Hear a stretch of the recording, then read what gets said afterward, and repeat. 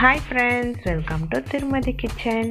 இன்றைக்கி நம்ம என்ன பார்க்க போகிறோன்னா, வாழைப்பூவில் ஒரு ஸ்நாக்ஸ் ஐட்டம்ஸ் தான் பார்க்க போகிறோம்.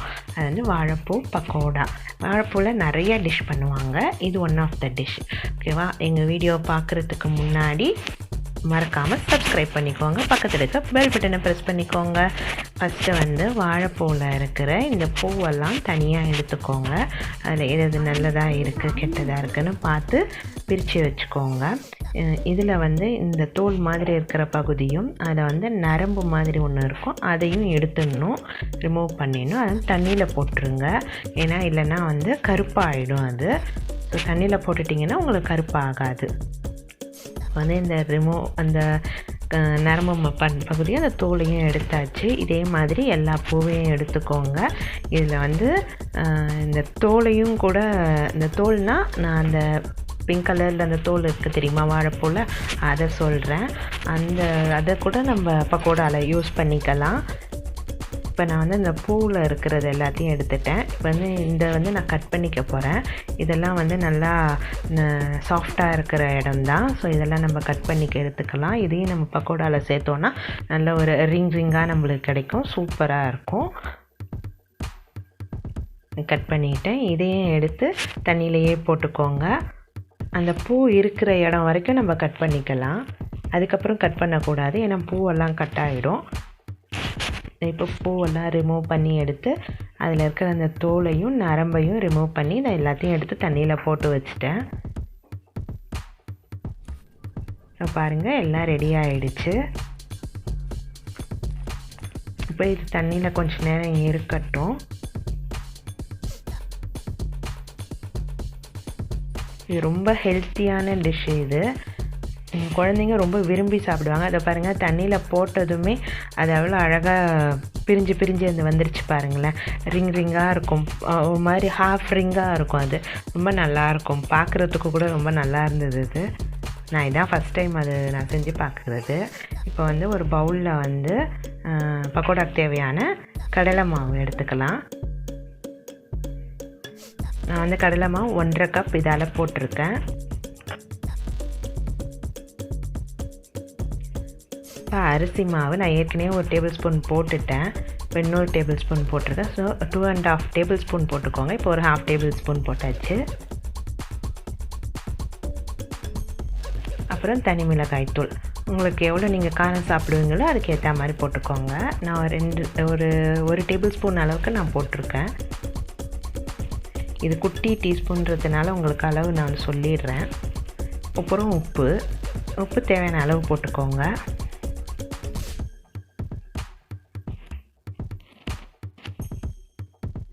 எனக்கு கொஞ்சம் காரம் பத்தலை, ஸோ அதனால் நான் இன்னும் கொஞ்சம் போட்டுக்கிட்டேன். அப்புறம் கலருக்காக நான் காஷ்மீரி மிளகாய்த்தூள் போட்டிருக்கேன். அப்புறம் இது வந்து ஜீரகப்பொடி, சோம்பு பொடி, கருவேப்பிலையை வந்து கட் பண்ணி போட்டுக்கிட்டேன், கையாலே கட் பண்ணியாச்சு, உங்கள் விருப்பம் அது. கொத்தமல்லி இலை, இது கூடயே பச்சை மிளகாவும் போட்டுக்கலாம், விருப்பம் இருந்தால் போட்டுக்கோங்க, இல்லைன்னா வேண்டாம். இதை நல்லா ஃபஸ்ட்டு எல்லாத்தையும் நல்லா மிக்ஸ் பண்ணிக்கோங்க.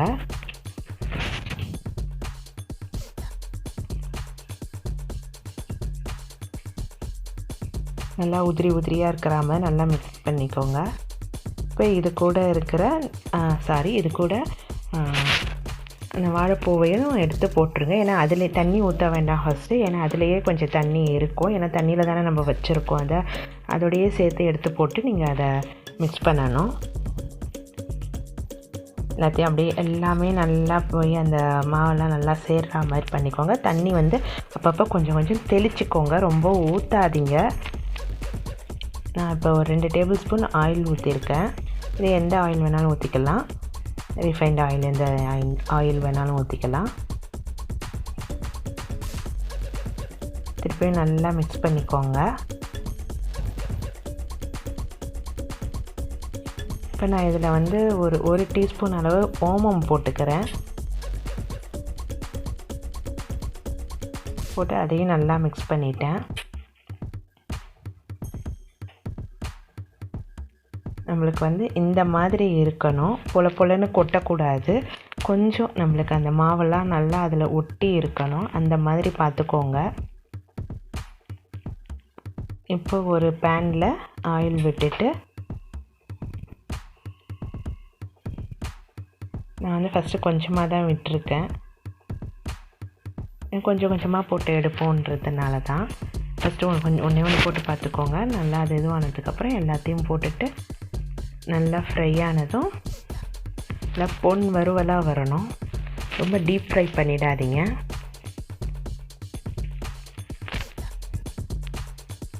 ரொம்ப சூப்பராக இருந்தது. என் பசங்க ரொம்ப விரும்பி சாப்பிட்டாங்க. ஒன்றுமே இல்லை பிளேட்டில். செய்யவே சாப்பிட்டுட்டாங்க எல்லாத்தையுமே. எனக்கு பிளேட்டில் காட்டுறதுக்கே இல்லை. ரொம்ப நல்லா இருந்தது. நீங்களும் ட்ரை பண்ணி பாருங்கள்.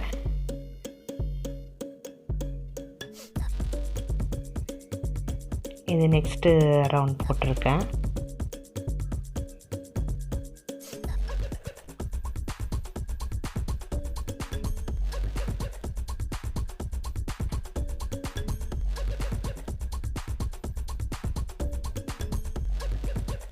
இதுதான் நான் ஃபஸ்ட் டைம் பக்கோடா பண்ணுறது. ஏற்கனவே நான் வடை பண்ணியிருக்கேன்.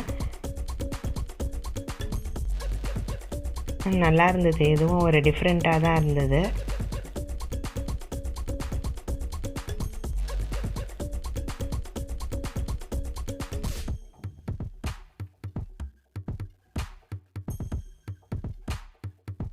பாருங்கள் ஃப்ரெண்ட்ஸ், எவ்வளோ சூப்பராக இருக்குது. பார்க்கவே சாப்பிடணும் போல் தோணுதில்ல.